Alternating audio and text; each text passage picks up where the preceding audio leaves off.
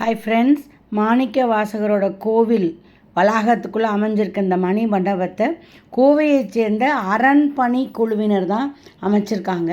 So Manikka Vasagar பிறந்த ஊருங்கிறதுனால திருவாசக முற்றுவதில் இந்த மண்டபத்தில் 365 நாட்களும் எல்லா ஊர்களிலிருந்தும் மக்கள் வந்து படிக்கிறாங்க. அப்படி படிக்கக்கூடிய அன்பர்களுக்கு வந்து இவங்க வந்து 3 வேளை உணவு வழங்குறாங்க, காஃபி டீயும் வழங்குறாங்க. அது மட்டும் இல்லாமல் அந்த மேலே வந்து ஒரு பெரிய ஹால் கட்டியிருக்காங்க.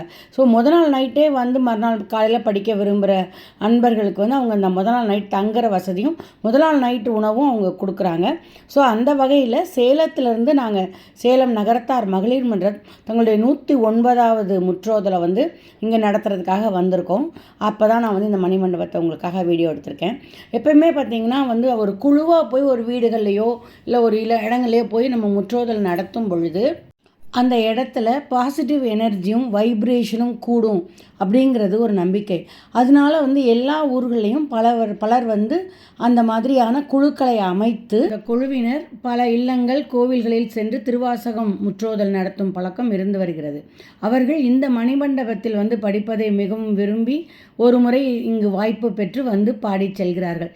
இப்படி எல்லோரும் பாடக்கூடிய ஒரு மணிமண்டபமாக இது இருப்பதால் இங்கு வந்து அந்த பாசிட்டிவ் எனர்ஜியும் வைப்ரேஷனும் மிக அதிகமாக இருக்கும் அப்படிங்கிறது ஒரு ஆழ்ந்த நம்பிக்கை.